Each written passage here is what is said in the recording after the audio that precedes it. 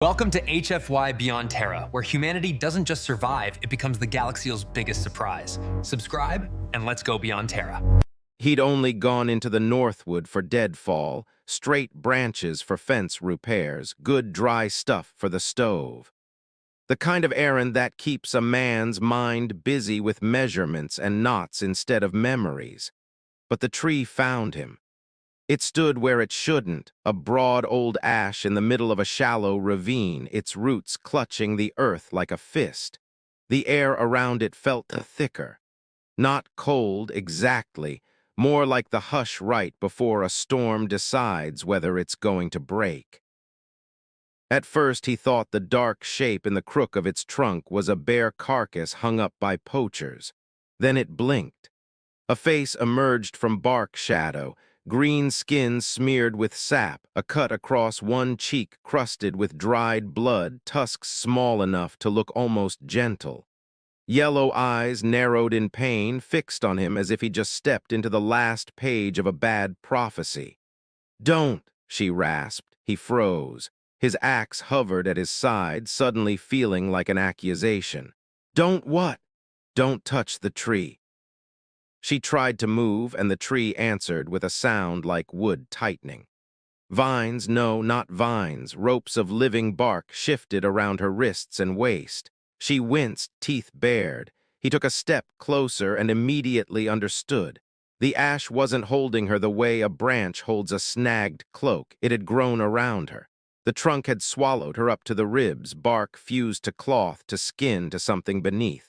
A slow-motion trap. "How long have you been there?" he asked. Her laugh came out like a cough. "Long enough to hate birds." He should have left. Any sane man would have backed away and made the sign against witchcraft and walked straight home. But sanity was what got him through winters. It was stubbornness. And the look in her eyes wasn't a monster's lure. It was the raw, humiliating fear of someone trying very hard not to beg. He set the axe down carefully, as if sudden movements might offend the forest. "I'm going to help you," he said. "Humans help with one hand and count coins with the other. Then I'll help with both, for free." Her gaze flicked to the iron nailhead on his belt pouch, the little charm his mother swore would turn curses. "You can't," she whispered, and for the first time her voice softened into something like warning. "It's not wood." He pressed his palm to the ash's bark. It pulsed under his skin, not metaphorically. It throbbed once, slow and deliberate, like a heart testing whether he was real. He snatched his hand back. "All right," he muttered. "That's new." The orc girl watched him, lips parted. "It likes you. I don't know if likes is the word I'd use." "It didn't swallow you," she said. "That's more than it gives most." He crouched, examining the seam where bark met her. If he could cut around the edges, split the trunk enough to loosen its grip, maybe he could pull her free.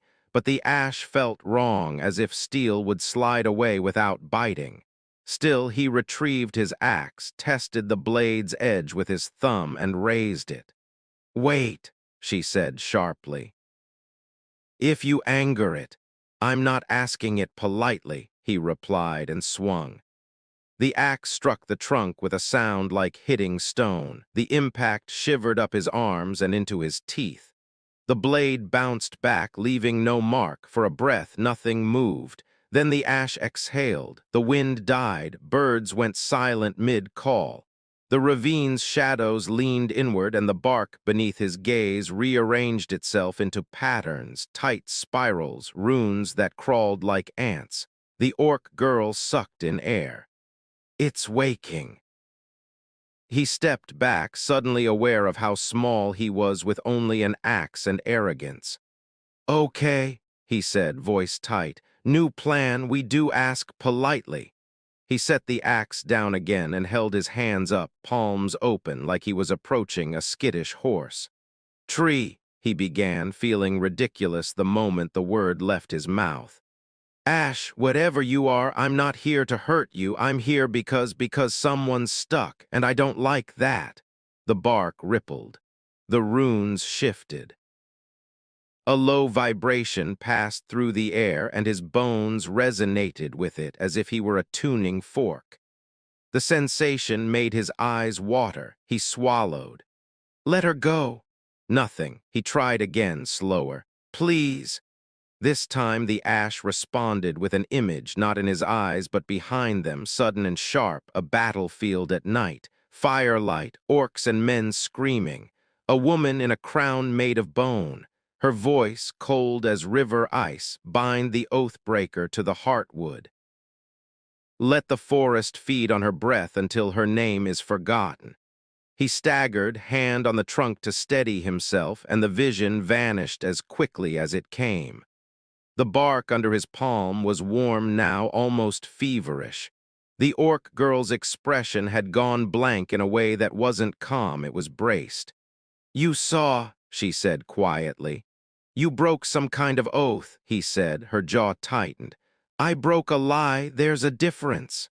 He studied her, really studied her, the battered cloak. Crude but sturdy armor beneath. The raw rope burns on her wrists where she'd fought the bark, and her eyes, which held anger like a lit coal, not like a predator's hunger. "What's your name?" he asked. She hesitated, as if names were dangerous things. "Griska," he nodded. "Griska, I'm Rowan," she blinked. "That's a tree name." "My mother had a sense of humor," he said, and then, because it felt important, "I'm not leaving you here." Griska's breath trembled. "If you free me, it will take something." "What?" She looked at the ash with the same wary respect a man gives a loaded crossbow. "It doesn't eat flesh, it eats promises, it binds them in rings, it—" Her voice cracked and she cleared her throat. "It will ask you to replace me." Rowan stared at the trunk. The runes had settled like a creature watching and waiting. "Replace you," he repeated. "With an oath," she said. "With a piece of you, a memory, a name, a year, something it can hold." He stood there a long moment, the forest silence pressing at him. A year, he thought. He could give a year. A year was a long time, but it wasn't his life. But he'd learned the hard way that bargains don't take the part you offer. They take the part you care about. "Is there another way?" he asked. Griska's eyes flicked to his belt pouch again. "Iron," she murmured. "Old iron, the kind that's been bled on." He unbuckled the pouch and tipped its contents into his palm, a dull iron nail bent like a hook. It had belonged to his father's coffin. He'd kept it for reasons he never admitted out loud. "This?" he asked. Griska nodded once. "Touch it to the seam where bark meets skin, and when it asks, answer before you think." "Before I think," Rowan echoed, frowning. "It hears thinking," she said. "It negotiates." That didn't make him feel better. He took a breath, stepped forward, and pressed the old nail to the bark. The ash screamed.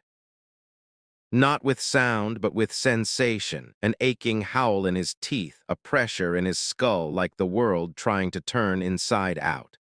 The runes flared white. The seam around Griska's ribs loosened, bark peeling back like reluctant fingers, and then the tree spoke.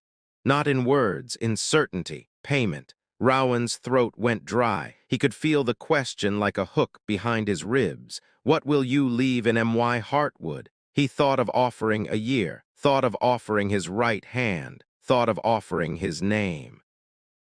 And in the same instant, an image rose unbidden, his little sister laughing in summer fields before fever took her.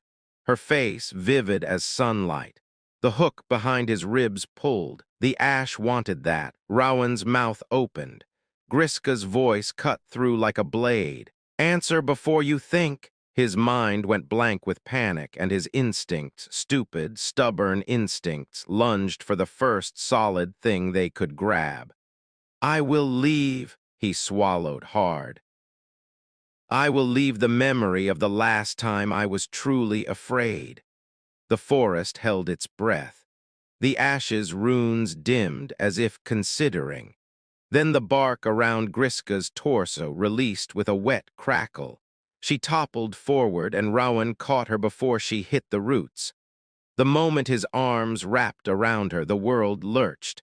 Something tore through Rowan's chest, not pain exactly, but a sudden absence, like someone had snuffed a candle in a room he'd lived in all his life. His heart hammered. His palms went cold. He blinked, disoriented. Griska coughed, sucking air like she'd been drowning. You did it." Rowan's mouth felt full of cotton. "Did what?" She stared at him. "You bargained, it accepted, it." Rowan stood too fast, dizzy. The ravine spun. He braced himself against the ash, and the bark felt ordinary now, just wood. "I don't feel," he frowned, searching himself. Searching for that familiar knot he always carried, the one that tightened at night, the one that made him wake sweating, the one that had followed him since Rowan's breath hitched. There was a hole where the memory should be. He could remember being in something terrible, like a man remembering he once had a scar without recalling the wound. He could remember the shape of fear, the edges of it, but not the moment itself. The last time he'd been truly afraid was gone, cleanly excised. He stared at his hands, which were shaking now for no reason he could name. Griska's expression softened into something like awe. That was clever, painful, but clever. Rowan forced a laugh that didn't sound like him. "I didn't even know what I was offering." She stepped away from the trunk, rubbing her ribs where bark had held her. "The tree will keep it," she said. "It will wear your fear like a ring in its heartwood. You will never remember what it cost you, only that something was taken." Rowan looked up at the ash.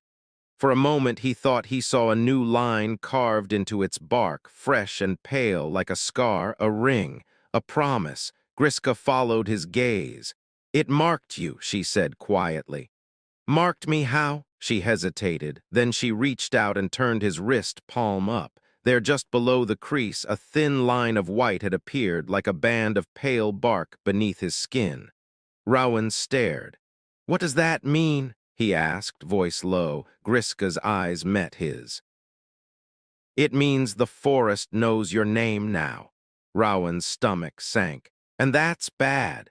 "It means," she said, and there was something almost reverent in her tone, "that you have made a bargain with an old thing. Old things don't forget. They let go." The ravine's silence shifted, and Rowan realized the ash wasn't asleep again. It was simply satisfied. Griska straightened, wincing, and looked toward the path out of the woods. "If my queen learns I'm free, she'll send hunters," she said. "And if the ash wants its ring back, it will pull at you in dreams." Rowan picked up his axe. It felt heavier than before, or maybe his arms felt lighter, missing the weight of a fear he couldn't name. He glanced at Griska. "So what now?" Griska's mouth twitched, not quite a smile. "Now you've done the most human thing possible," she said. "You stepped into magic with muddy boots and decided it should behave." Rowan exhaled, steadying himself. "I prefer to think of it as being helpful." "Helpful gets you killed," she said, then after a beat softer. "But it also gets you stories." She started walking. Rowan followed, and behind them the ash tree stood quietly in the ravine, its heartwood newly fed, its rings one promise richer. And somewhere deep within its trunk, Rowan's stolen moment of terror glimmered like a trapped star, waiting, patient as roots, for the day it might be returned. Because old things never take without planning to collect interest.